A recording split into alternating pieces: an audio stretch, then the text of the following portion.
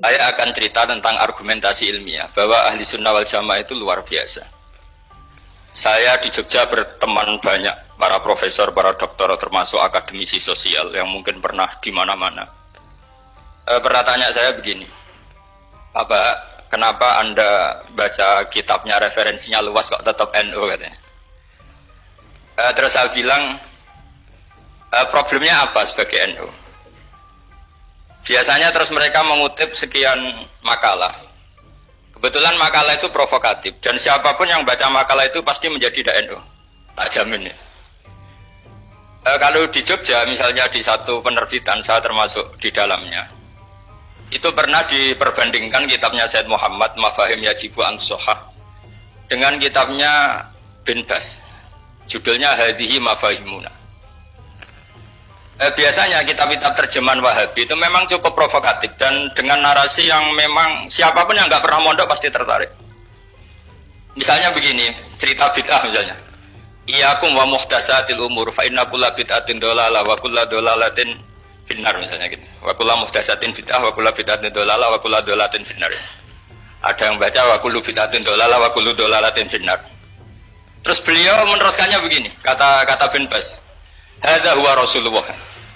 Hakama bi annal bid'ah kullaha dolalah. Terus diteruskan wajar as-Syafi'i faqasama ila hasanatin wa dolalatin wa sayiatin. Jadi dengan narasi seperti itu tuh orang itu tahu bahwa Syafi'i itu kurang ajar tenan kira-kira gitu. Jadi dia ini Rasulullah yang mengatakan semua bid'ah ini dolalah, tapi Syafi'i lancang dengan membagi ada dolalah, ada sayiah, ada hasanah, ada sayiah. Ini aneh katanya. Wong Rasulullah yang nabi saja bilang satu, semuanya dolalah kok dia bilang dua kan? Diredaksikan jaro'ah, kira-kira makna sedannya yang lama atau berani. Sehingga orang mesti tanya, kenapa sih tidak ikut Rasulullah saja? Tapi ini satu ilmu, setidaknya ilmu perdebatan, bukan ilmu hakiki, karena kita tidak tahu yang diridhani Allah yang mana. Tapi kemudian Said Muhammad dalam kitab Abu Abdul Faros juga dalam kitab-kitab beliau menyanggah itu dengan mengatakan jika makna bid'ah adalah yang nggak pernah dilakukan Rasulullah, itu salah besar. Terus beliau cerita sekian hal, termasuk yang diceritakan adalah ada seorang sahabat ketika sholat dengan Rasulullah tidak pakai doa mainstream, yaitu ketika i'tidal sahabat tadi bilang alhamdulillah hamdan katsiran thayyiban mubarakan fi. Setelah itu setelah Nabi habis sholat umul qail, siapa tadi yang melafadzkan itu? Semua sahabat diam karena takut disalahkan. Tapi apa yang dikatakan Nabi? Tidak, saya tidak akan menyalahkan. Saya tadi melihat isna asra malakan. Saya tadi melihat 12 malaikat. Yabtadiruna ayyuhum yaktubu awwalu. Semuanya itu bergegas siapa yang nulis awal. Terus kata sahabat tadi, ha anada ya Rasulullah. Padahal ini satu kalimat yang bahkan Rasulullah tidak mengajarkan. Dan Rasulullah bahkan iskal. Kenapa ada kalimat itu? Tapi toh dibenarkan oleh Allah dan Rasul. Cerita Said Muhammad kedua adalah ada sahabat setiap ngimami itu main kulhu. Wah, ngimami apa saja main kulhu. Singkat cerita makmumnya tuh gerutu. Ini orang kok main kulhu terus ini. Setelah dilaporkan ke Rasulullah, ditanya sama Rasulullah, kenapa kamu main kulhu? Ini dilaporkan ke saya. Kata si musolli tadi, imam tadi, di annaha sifatur rahman. Dalam surat itu semua sifatnya Allah. Maka fa'ana uhibbuha. Saya senang itu.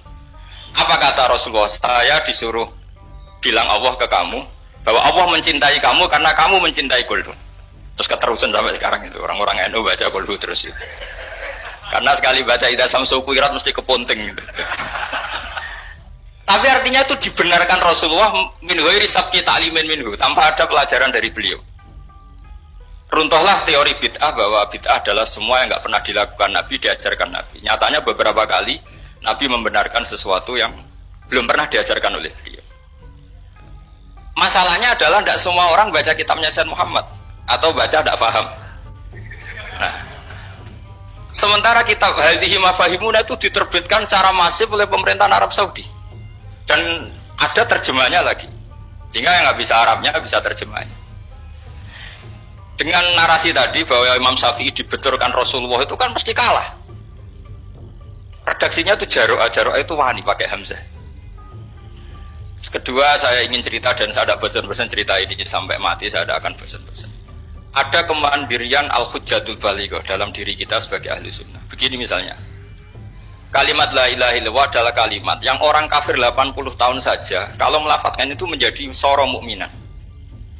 Lah ini kita tahlil yang sudah muslim hanya karena kalimat thayyibah justru menjadi kafir. Ini kan madzhab aneh. Yang kafir puluhan tahun iyan tahu yufar lahum maqad salaf bihadil kalimah.